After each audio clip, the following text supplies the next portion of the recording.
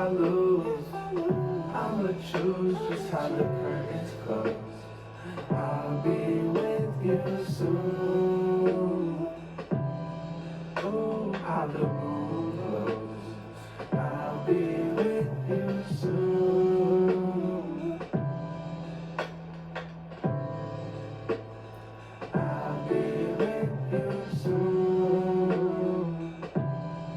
Ooh, how the moon glows. I'll be with you soon. Now, JOOCi, that is your new single that's about to come out with you soon. On the 30th. 30th. Mm-hmm.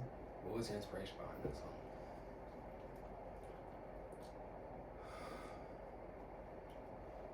Drugs and death. Maybe elaborate. Well, ever since a suicidal little kid, the way I wanted to go out was on a lot of drugs. It's just how it's been. Like, if I'm on my deathbed, I want to try meth before I die. Fair enough. I feel what you're saying. I want to try PCP. I want to try heroin. See what it's all about. That's fair. I But understand that sentiment. at the time, I had a couple pills of Molly in my pocket that somebody who shall not be named tested for fentanyl. Mm. So that was kind of the idea, is like, I don't really give a fuck if there's fentanyl in this. I've done them already. They're gas. If I want to do all of them right now, then I will. Risk it all, take it all. If I fall, it was worth it. Because if I die high, I die happy. If I died right now, wouldn't be the happiest I could be, but I'm in a good place right now. I'm happy. I'm with my good friend. Now, I mean, fuck it. There's a couple more songs that I need y'all to release when I die. If I die. You feel me? But that's about it. That, and I don't know, a lot of the time my inspiration just kind of comes to me like, Big U made that beat, and I was just like, oh, I'm singing today. Okay.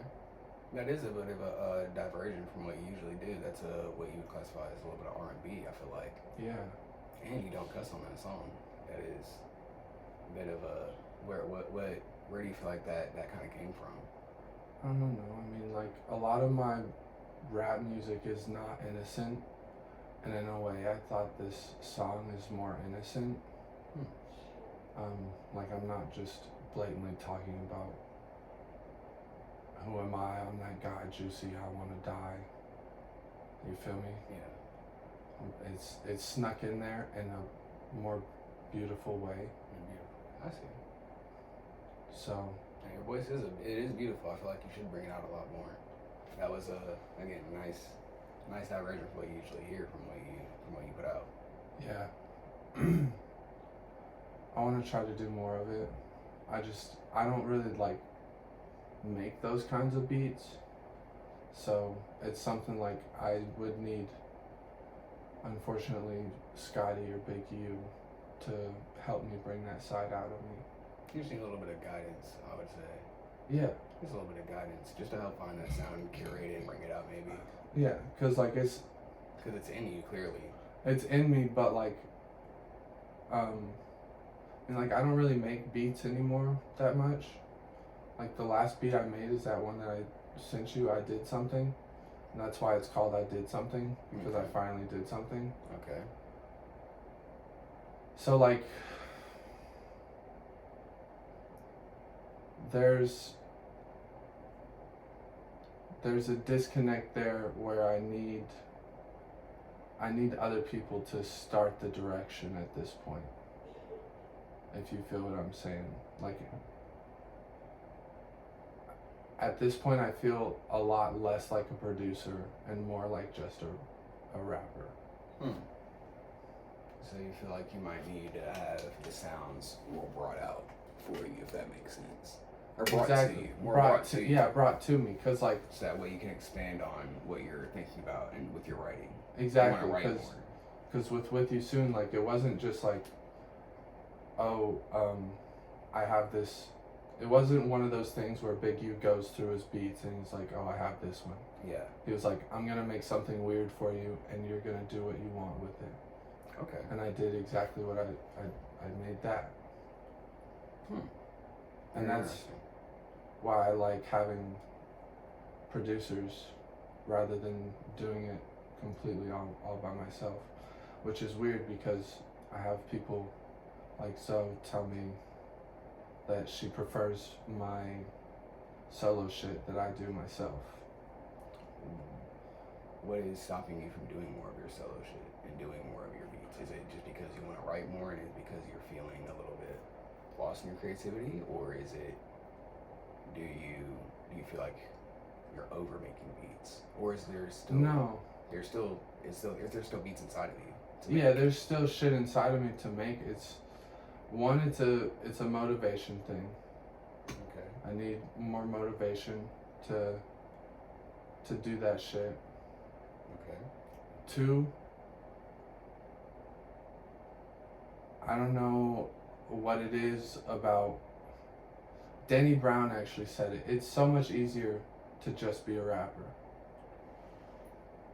I don't remember what his very last album was called, but I think it was like all produced by The Alchemist or somebody else, pretty important.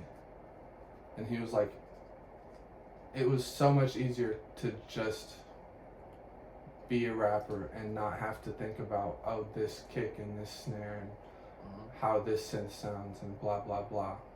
It's easier to have a collaborator. Mm-hmm. That's fair.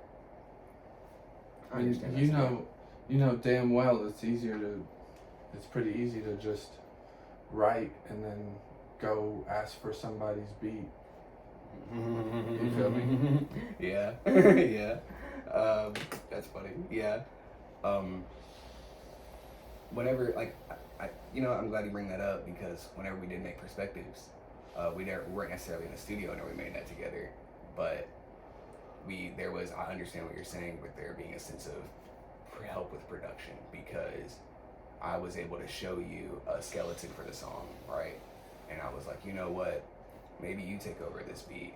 You know that I would like it to sound a little bit glorious at the beginning, then I would like it to switch up at the end and bring up some tempo, right? Mm-hmm. I was able to tell you that. You brought me exactly that, and you were able to put.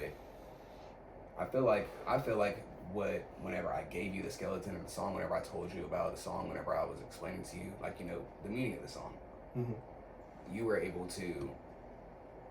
I don't know how, or I don't know if you ever meant to, but you made the melody where I could say perspectives, like it seemed like you